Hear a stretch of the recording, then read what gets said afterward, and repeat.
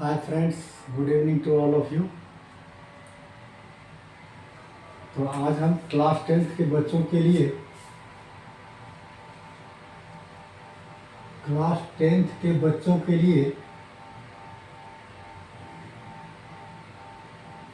उनके सिलेबस के according chapter 3 start कर रहे हैं। और चैप्टर 3 का जो नाम है वो है pair of linear equations in two variables. तो आज हम केवल आप लोगों को इंट्रोडक्शन करवाएंगे और ये इंट्रोडक्शन आपका 2 पार्ट में होगा। दोनों पार्ट को बस बिल्कुल माइंड को कंसंट्रेट करके अंडरस्टैंड करना है, केवल अंडरस्टैंड करना है। इसकी प्रैक्टिस करने की आपको ज़रूरत नहीं है। और अगर ये ठीक से अंडरस्टैंड हो गया तो इस चैप्टर को बहुत हद तक समझने में आप लोगों को हेल्प मिलेगा। तो स्टार्ट करते हैं। Introduction to pair of linear equations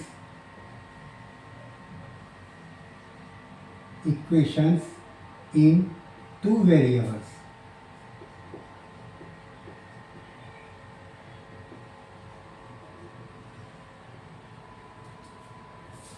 आप लोगों ने अगर मेरा पहले कुछ क्लासेस देखा होगा तो हमने आप लोगों को 1 इक्वेशन में कुछ करवाया था, 2 इक्वेशंस में नहीं करवाया था। तो अब हम 2 इक्वेशंस की तरफ चलते हैं और इसको हम पार्ट 1 नाम देते हैं, इसलिए कि इस 2 पार्ट में करवाएंगे। ये काफ़ी इंट्रोडक्शन भी इनका काफ़ी लेंदी है, बट इजली अंडरस्टैंड किया जा सकता है। तो चलिए आते हैं हम पेयर ऑफ लीनियर इक्वेशंस। आप लोग तो पेयर का मतलब समझते हैं और लीनियर इक्वेशंस आपको पहले भी बता चुके हैं कि लीनियर इक्वेशंस ऐसे इक्वेशंस होते हैं जिसका मैक्सिमम डिग्री जो होता है वेरिएबल का वो 1 होता है। जिस इक्वेशंस के वेरिएबल का मैक्सिमम डिग्री 1 होता है वो हमारा लीनियर इक्वेशन होता है। ठीक है, अब इससे बैक में हमें जाने की ज़रूरत नहीं कि लीनियर इक्वेशन क्या होता है। वैसे इक्वेशन तो आप लोग पहले भी आप लोगों को बताया था कि इक्वेशन एक वर्ड ऐसा है जिसमें इक्वल शब्द जुड़ा हुआ है। मीन्स अगर इक्वल है,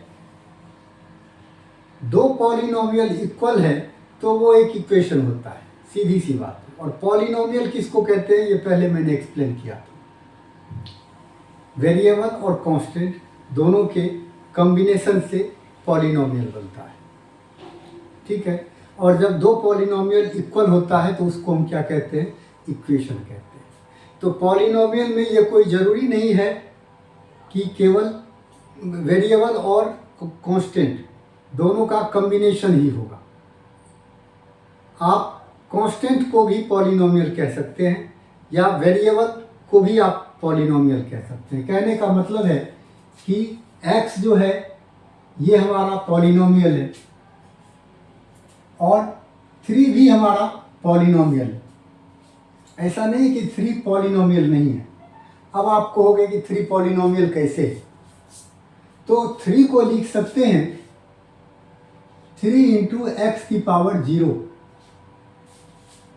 x की किसी भी वेरिएबल की या कांस्टेंट का पावर 0 जो होता है 1 के इक्वल होता है। तो x की पावर 0 1 होता है, 3 को हम 1 से मल्टीप्लाई करेंगे तो 3 हो जाएगा। ऐसे अब आप देखिए, अगर आप 3x² को पॉलिनोमियल कहते हैं, ये एक पॉलिनोमियल है, लेकिन कैसा है, तो ये क्वाड्रेटिक है, क्योंकि पावर कितना है x की, 2 है, ये क्वाड्रेटिक है। और अगर अब लीनियर की बात करें तो हम केवल 3x लिख देंगे, तो ये लीनियर पॉलिनोमियल हो गया, ठीक है। लेकिन अब अगर इसकी बात करें तो ये तो 1 से भी कम है पावर 0, लेकिन वेरिएबल तो एटलीस्ट है, इसीलिए इसको भी आप पॉलिनोमियल कह सकते हैं। ऐसा जरूरी नहीं है, पॉलिनोमियल कह सकते हैं इसको, लीनियर आप नहीं कह सकते, क्वाड्रेटिक नहीं कह सकते, पर पॉलिनोमियल इसको आप कह सकते हैं, क्योंकि 3 को हम वेरिएबल के टर्म में लिख सकते हैं। अगर किसी कांस्टेंट को वेरिएबल के टर्म में लिख सकते हैं तो वो कांस्टेंट एक पॉलिनोमियल हो जाता है, तो 3 भी एक पॉलिनोमियल नॉर्मली हो जाता है। इसलिए x = 3 हमारा एक क्या होता है, इक्वेशन होता है। कैसा इक्वेशन होता है, तो लीनियर इक्वेशन होता है, क्योंकि इक्वल आ गया, ये भी एक पॉलिनोमियल है और ये भी एक पॉलिनोमियल है, ठीक है। ये इसको हम कांस्टेंट पॉलिनोमियल भी कह सकते हैं, क्लियर है। तो ये होता है इक्वेशन। इक्वेशन कैसा, तो लीनियर इक्वेशन। हमको ये नहीं लेना, हमको इक्वेशन कैसा लेना है, तो लीनियर लेना है। तो ये इक्वेशन है, इक्वल आ गया, 2 पॉलिनोमियल अगर इक्वल होता है तो उसको हम इक्वेशन कहते हैं। आप लोग लीनियर इक्वेशन समझ गए। और ऐसा इक्वेशन जिसमें वेरिएबल की मैक्सिमम पावर 1 हो, वो हमारा लीनियर इक्वेशन होता है। 3x = 0, 2x + 5 = 0 या 3, ये लीनियर इक्वेशन है। तो अब हमारा जो है पेयर ऑफ लीनियर इक्वेशंस समझ में आ गया होगा। लीनियर इक्वेशंस का पेयर, अगर 2 लीनियर इक्वेशंस लिखते हैं तो उसको हम पेयर ऑफ लीनियर इक्वेशंस कह सकते हैं। जैसे 3x + 2 = 5 और 4y - 3 = 6, ये पेयर ऑफ लीनियर इक्वेशन हो गया। बट किसमें, तो 1 वेरिएबल में, ये भी आपका 1 वेरिएबल में है और ये भी आपका 1 वेरिएबल में। तो ये 1 वेरिएबल में हुआ, हमको जो पढ़ना है वो 2 वेरिएबल्स में पढ़ना है। ऐसा इक्वेशन लेना है जिसमें 2 वेरिएबल होना चाहिए, क्लियर है। अब इसका फाइनली अगर देखें तो pair of linear equations in 2 variables जो होता है, इसके स्टैंडर्ड फॉर्म क्या होते हैं वो जानिए। इनका स्टैंडर्ड फॉर्म जो होता है,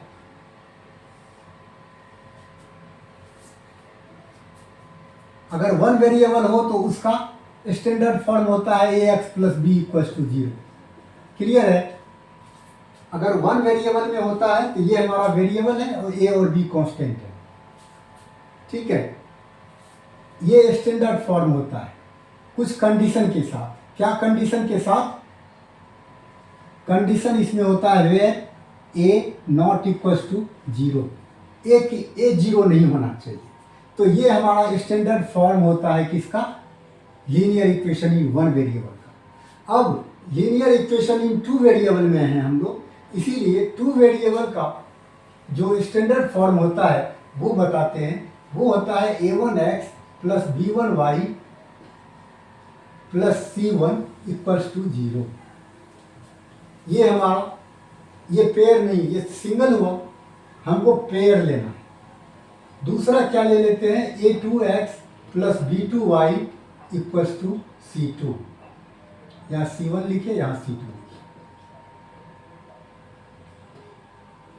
ये अब हो गया आपका, यहाँ a1 a2 b1 b2 c1 c2, ये सारे क्या हैं, कांस्टेंट टर्म है। इसके जगह आप नंबर पुट किया हुआ मिलेगा क्वेश्चन में, ठीक है। ये सारा कांस्टेंट है, x और y वेरिएबल है। तो फर्स्ट इक्वेशन में भी 2 वेरिएबल हैं और सेकेंड इक्वेशन में भी 2 वेरिएबल हैं। तो 2 वेरिएबल का पेयर हो गया ये, pair of linear equation in 2 variables. अब जो भी हमारा, अब इस पेयर की हमें जरूरत क्यों पड़ी, पहले इस पर हम गौर विचार करते हैं। अब सपोज कीजिए कि x plus Y equals to 0। इसमें अगर आपको कहे कि x और y की वैल्यू बताइए तो प्रॉब्लम है। क्या प्रॉब्लम है? नहीं निकाल सकते। क्यों नहीं निकाल सकते? और अगर आप निकाल सकते हैं तो दूसरा जो है, आप जो आंसर निकालेंगे वो नहीं निकालेगा और दूसरा आंसर निकाल देगा। तीसरा आदमी और तीसरा आंसर निकाल देगा। कैसे? तो दोनों मिला के 0 होना चाहिए। x की वैल्यू -3 और y की वैल्यू +3, हो गया 0। कोई कर देगा x की वैल्यू -4 और y की वैल्यू +4, ये भी हो जाएगा 0। तो x की वैल्यू, x और y की वैल्यू जितने आदमी सॉल्व करेंगे सबका डिफरेंट हो सकता है। ठीक है, तो डिफरेंट हो सकता है, तब तो फिर वो क्वेश्चन नहीं हुआ, मल्टीपल आंसर्स हो गए वो। तो मल्टीपल आंसर्स नहीं होना चाहिए। क्वेश्चन ऐसा होना चाहिए जिसका हम निकालें आंसर तो उतना ही आए, जितना आप निकालें तो आपका आए। इसके लिए, इसी कारण से हमको pair of linear equations in 2 variables लेना पड़ता है, डबल लेना पड़ता है इक्वेशन। और जो वैल्यू दोनों इक्वेशन को सेटिस्फाई कर देगा वो वैल्यू एक्चुअल वैल्यू होगा, वो वैल्यू सिंगल वैल्यू होगा। मीन्स अगर हम 2 इक्वेशन ले लें तब आप देखेंगे कि हम जो आंसर निकाल रहे हैं और आप जो आंसर निकाल रहे हैं दोनों का आंसर सेम आएगा, दूसरा उसका ऑप्शन नहीं होगा। तो इसीलिए ये चैप्टर 2 इक्वेशंस की हमें जरूरत पड़ी है। चलिए हम आगे आते हैं अगले पॉइंट पे।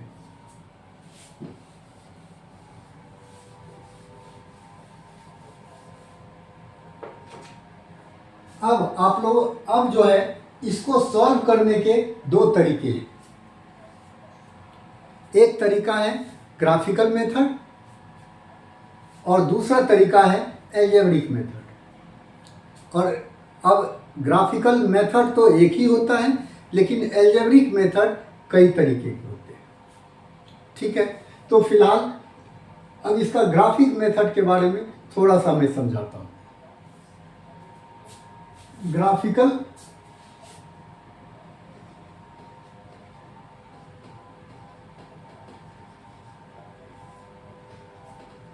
आप लोगों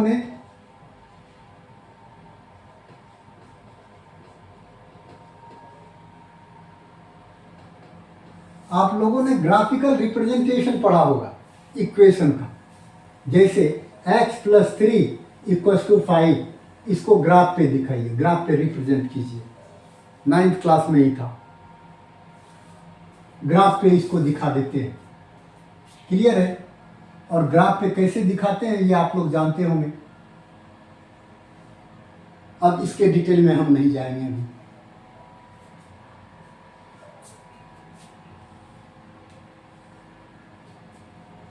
अच्छा, तो इसी तरीके से इस इक्वेशन का ग्राफिकल रिप्रेजेंटेशन कीजिए और इस इक्वेशन का ग्राफिकल रिप्रेजेंटेशन कीजिए। ठीक है, अब कंडीशन क्या रहा? जब ग्राफिकल रिप्रेजेंटेशन करेंगे तो आप ये जानते हैं कि लीनियर इक्वेशन जो होता है, कोई भी लीनियर इक्वेशन चाहे 1 वेरिएबल में हो या 2 वेरिएबल में, लीनियर इक्वेशंस का ग्राफ जो होता है हमेशा लीनियर होता है। लीनियर इक्वेशंस का ग्राफ हमेशा लीनियर होता है। लीनियर का मतलब स्ट्रेट लाइन। लीनियर इक्वेशंस का ग्राफ क्या होता है? स्ट्रेट लाइन होता है। तो अगर इस इक्वेशन का ग्राफ हम निकालते हैं तो एक स्ट्रेट लाइन होगा, और फिर जब इस इक्वेशन का ग्राफ निकालेंगे तो इसका भी एक स्ट्रेट लाइन होगा। जब ये दोनों लाइन कहीं पर मैच करेगा तो जहां पे कट करेगा एक दूसरे को, वहां पे इसकी वैल्यू आएगी इक्वेशन की।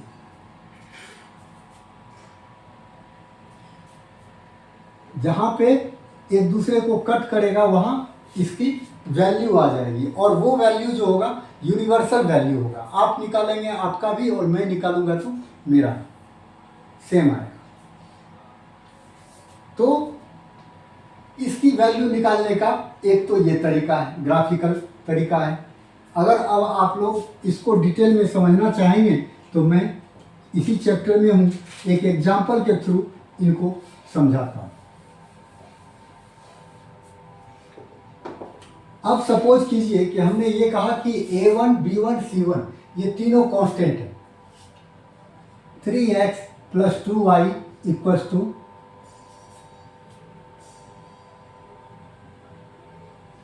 7। एक इक्वेशन हमने ले लिया, एक इक्वेशन ले लिया हमने 3x + 2y = 7। इसको ग्राफ पे दिखाना है। अभी तक तो ये जानते हैं कि स्ट्रेट लाइन में होगा, इसका जो ग्राफ बनाएंगे तो वो एक स्ट्रेट लाइन होगा। अब पहले इसको देखते हैं। अब ये क्या है, अगर एक इक्वेशन आप लेंगे तो हमने आपको क्या कहा कि दो इक्वेशंस इसीलिए लिया जाता है कि इसका एक सिंगल सॉल्यूशन हो, यूनिक सॉल्यूशन हो। आप भी निकालें तो उतना ही हो जितना हम निकालेंगे वो आता है। बट अगर एक इक्वेशन का हम ग्राफ निकालें तो एक इक्वेशन का ग्राफ आप 9th क्लास में निकाल चुके हैं। ये जो होता है डिपेंडेबल होता है। एक इक्वेशन का ग्राफ क्या होता है, डिपेंडेबल होता है। डिपेंडेबल का मतलब होता है कि एक की वैल्यू आप रखते जाएंगे, दूसरा का वैल्यू आता जाएगा। कहने का मतलब है कि अब अगर इसको आगे एक्सप्लेन करें तो 3x = हो गया 7 - 2y, और x = हो गया आपका 7 - 2y/3। अब क्या करते हैं, एक टेबल बनाते हैं। टेबल में आप एक तरफ x रख लीजिए, एक तरफ y रख लीजिए, क्योंकि दो वेरिएबल है। अब x की वैल्यू अगर आप 0 रख दो, अगर अब आप x की वैल्यू 0 रख दो तो y की कितनी वैल्यू आएगी, वो इस इक्वेशन पर हम पुट कर देंगे। इफ x = 0 देन हमारा इक्वेशन क्या है, x = 7 - 2y/3। तो x के जगह आप क्या रखेंगे, 0, क्योंकि x को 0 लेट किया। तो 7 - 2y/3। अब क्रॉस मल्टीप्लाई होगा, क्रॉस मल्टीप्लाई करेंगे तो 7 - 2y = 0। 3 को 0 से करेंगे तो 0 हो जाएगा। अब अगर इस तरीके से आप देखें तो -2y = हो गया 0 - 7, -2y = हो गया -7। माइनस माइनस खत्म, y की वैल्यू क्या हो गया, 7/2। आपने क्या देखा, अगर x की वैल्यू 0 रखे तो y की वैल्यू आया 7.2। 7.2 का मतलब 3.5। इस तरीके से x की वैल्यू हम 1 रखते हैं और x की वैल्यू हम -1 रखते हैं। पॉजिटिव भी रखेंगे, नेगेटिव भी रखेंगे, बट केवल 3 ही रखेंगे, क्योंकि 3 पॉइंट से एक स्ट्रेट लाइन को डिफाइन करने के लिए 3 पॉइंट होना जरूरी है। स्ट्रेट लाइन को डिफाइन करने के लिए 3 पॉइंट होना जरूरी है, क्योंकि इससे पहले आप लोगों ने कोऑर्डिनेट में पढ़ा था, prove that point this and this forms a जो collinear, prove that PQ and R are collinear. इसका कोऑर्डिनेट दे दिया था। तो कहने का मतलब है, कोलिनियर का मतलब हो गया स्ट्रेट में, स्ट्रेट में है पी क्यू आर, ये प्रूफ कीजिए। तो स्ट्रेट लाइन प्रूफ करने के लिए भी हमको क्या देता है, 3 पॉइंट देता है। तो 3 ऐसे आप देखिए कोऑर्डिनेट ही है ये, 0,3.5 एक हो गया, इसी तरीके से दूसरा आएगा, फिर तीसरा आएगा। 3 पॉइंट का कोऑर्डिनेट दे देगा, कहेगा प्रूफ कीजिए कि ये कॉलिनियर है।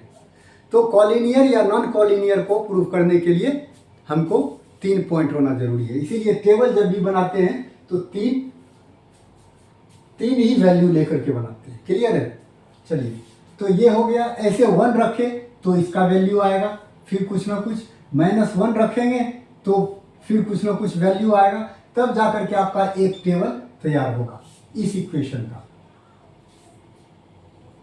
और जब इस इक्वेशन का टेबल तैयार होगा, इसी तरीके से आपको जो दूसरा इक्वेशन दे देगा, क्योंकि हमको पेयर ऑफ लीनियर इक्वेशंस चाहिए, 2 चाहिए, तो दूसरा जो देगा उसका भी एक टेबल बनेगा। और फिर क्या करेंगे, उसको हम ग्राफ में दिखाएंगे।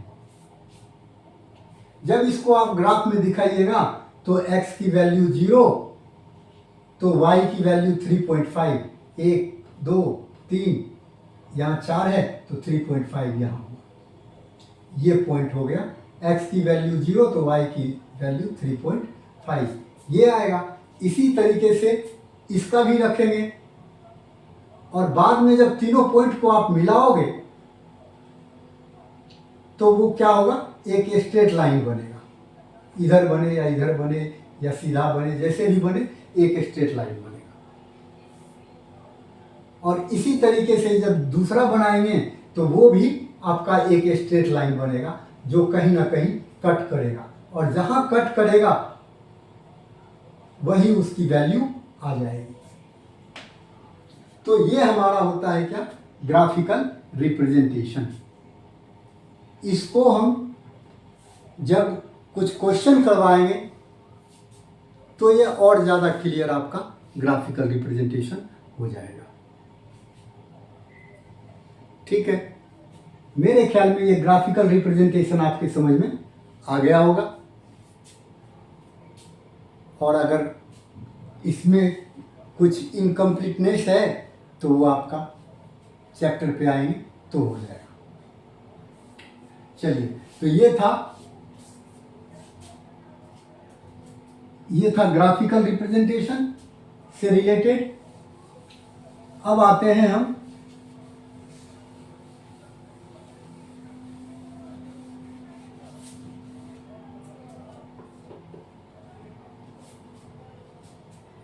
अब आपको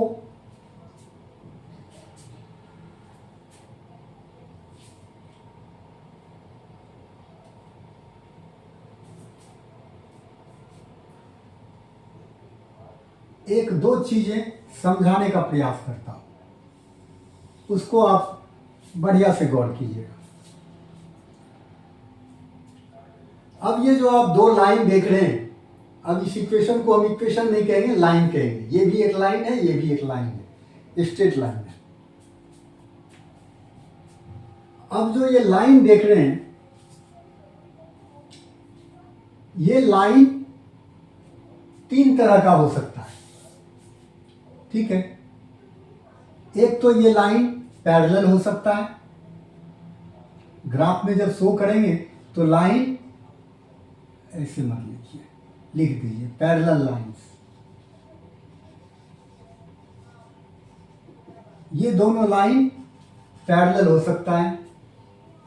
दूसरा, ये दोनों लाइन जो है जब ग्राफ में दिखाएंगे तो ये इंटरसेक्टिंग लाइंस हो सकता है।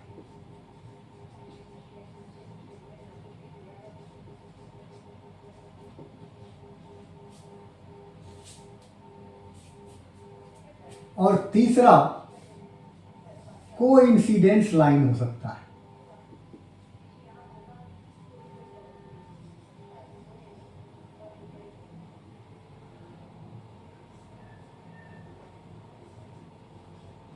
ये लाइन 3 तरह का हो सकता है। एक तो पैरेलल हो सकता है, यहाँ पेयर ऑफ लाइंस हो गया, ध्यान रखिएगा, एक इसका लाइन हो गया, एक इसका लाइन हो गया, तो 2 लाइन तीन तरीके से ड्रॉ कर सकते हैं। या तो दो लाइन एक दूसरे को कट कर दे, या फिर दोनों लाइन एक दूसरे से कहीं मिले ही नहीं, या फिर एक ही लाइन पर दूसरा भी लाइन लाई करे, इसी पे दूसरा भी। तो तीन तरह का कंडीशन हो सकता है, और आप दो लाइन इसी तीन तरह का खींच सकते हो, चौथा कोई उपाय नहीं। आप दो लाइन को तीन तरीके से ड्रॉ कर सकते हो, या तो उसको काट दोगे आप, या पैरेलल खींच दोगे जो कहीं मिले नहीं, या फिर एक लाइन पे दूसरा लाइन डाल दोगे, और इस तीन के अलावा कोई चौथा ऑप्शन हमारे पास नहीं है। तो ग्राफ जब बनती है इसकी, तो ग्राफ में इसी तीन में से कोई एक तरीके का लाइन आता है। तो ये लाइन तीन तरीके का होता है। तो कई बार क्वेश्चन आपको दे देगा और कहेगा कि बताइए ये लाइंस कैसे है, पैरेलल हैं या इंटरसेक्टिंग है या कोइंसिडेंस लाइन है, कोइंसिडेंट लाइंस। या तो ऐसे पूछ देता है, या अब जो दूसरा टाइप का पूछता है वो बताते हैं।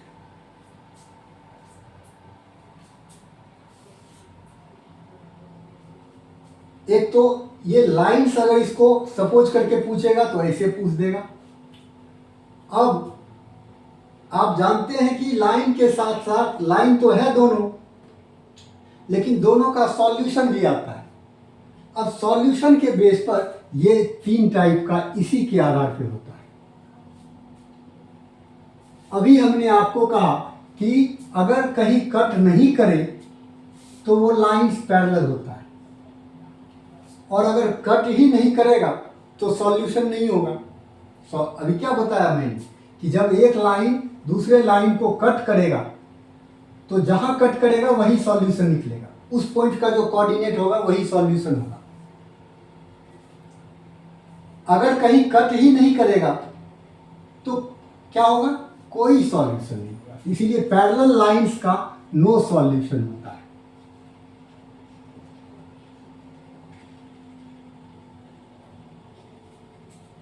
क्लियर है?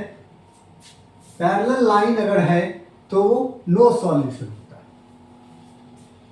अब आपको इक्वेशन दे देगा और कहेगा कि बताइए इनके यूनिक सॉल्यूशन है या नो सॉल्यूशन है या मेनी सॉल्यूशन है।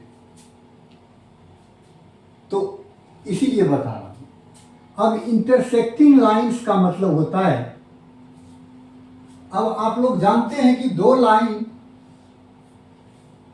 किसी भी तरीके से अगर आप ड्रॉ करो तो वो एक ही पॉइंट पर इंटरसेक्ट करेगा। आप कहीं से करके देख लो,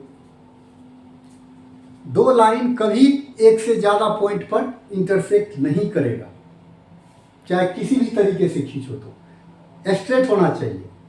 अगर स्ट्रेट नहीं होगा तब तो कई पॉइंट हो जाएगा। सपोज कीजिए ये है, ये भी, ये एक लाइन हो गया, दो जगह कर दिया कट। तो हम इसकी बात नहीं कर रहे हैं कि इस टाइप का लाइन होगा, हम स्ट्रेट लाइन की बात कर रहे हैं। तो दो स्ट्रेट लाइन हमेशा एक ही पॉइंट पर इंटरसेक्ट करेगा। तो एक ही पॉइंट पर जब इंटरसेक्ट करता है तो ऐसे पॉइंट को यूनिक पॉइंट कहा जाता है। यूनिक का मतलब जिसके ऐसा दूसरा नाम, सिंगल पॉइंट होना चाहिए। इसीलिए जब दो लाइन इंटरसेक्ट करता है तो उसका क्या होता है, इंटरसेक्टिंग लाइंस का यूनिक सॉल्यूशन होता है।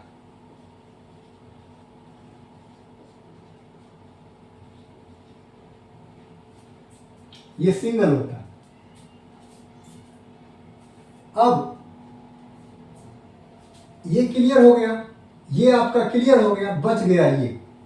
अब क्या है, इसमें एक ही लाइन पर अगर दूसरा लाइन भी आ जाए, गौर कीजिए आप, तो इसका मतलब है कि उसके हर पॉइंट को टच किया है या हर पॉइंट को कट किया है। इस लाइन के सारे पॉइंट्स, अब ये देखिए आप, छोटे वाले जो लाइन है इनका सारा पॉइंट्स बड़े वाले लाइन का भी पॉइंट्स है। अब एक लाइन में तो इनफाइनाइटली मेनी पॉइंट्स होता है। अगर सारे पॉइंट्स दूसरे लाइन का भी पॉइंट्स है तो इसका मतलब है कि सब जगह टच किया है, टच करने को हम यहाँ इंटरसेक्ट कह सकते हैं, यहाँ कह सकते हैं। तो इस तरीके से ऐसे लाइंस का मेनी सॉल्यूशंस होता है। तो जो कोइंसिडेंट लाइंस होता है उसका मेनी सॉल्यूशंस होता है।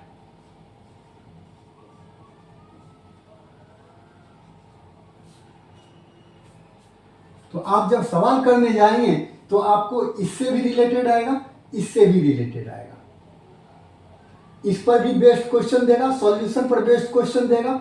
आपको आइडेंटिफाई करना पड़ेगा कैसा सॉल्यूशन है और कैसा लाइंस है, ये भी पूछ सकता है, दोनों चीज पूछता है। 2 लाइन दे देगा, 2 इक्वेशन दे देगा और पूछ देगा कि कैसा लाइंस है ये। तो कैसा लाइंस पूछेगा तो आपको ये देखना पड़ेगा और कैसा सॉल्यूशन है उसके लिए ये देखना पड़ेगा। ठीक है, इक्वेशन आपको पेयर में देगा। अब इनके कुछ कंडीशंस हैं कि कैसे पहचानेंगे हम, लेकिन हमको ये याद रखना है कि पैरेलल लाइंस जो होता है वो नो सॉल्यूशन होता है, इंटरसेक्टिंग लाइंस जो होता है वो यूनिक सॉल्यूशन होता है और कोइंसिडेंट लाइंस जो होता है वो मेनी सॉल्यूशंस होता है। ये चीज़ हमें हमेशा याद रखना पड़ेगा और अगर आप इसको याद रखते हैं तो आपको कहीं क्वेश्चन में कोई दिक्कत नहीं आएगी। अब इसके जो कंडीशंस हैं वो हम आप लोगों को अगले पार्ट में बताएंगे। तो मेरे ख्याल में ये आप लोगों के समझ में आया होगा। हालांकि ये चीज़ रिपीट हम फिर अगले पार्ट में भी करेंगे, यहाँ तक तो रिपीट नहीं करेंगे, लेकिन ये चीज़ रिपीट हम अगले पार्ट में फिर से करेंगे और आप लोगों को रिमाइंड करवाएंगे ताकि ठीक से ध्यान रहे। Thanks to all of you.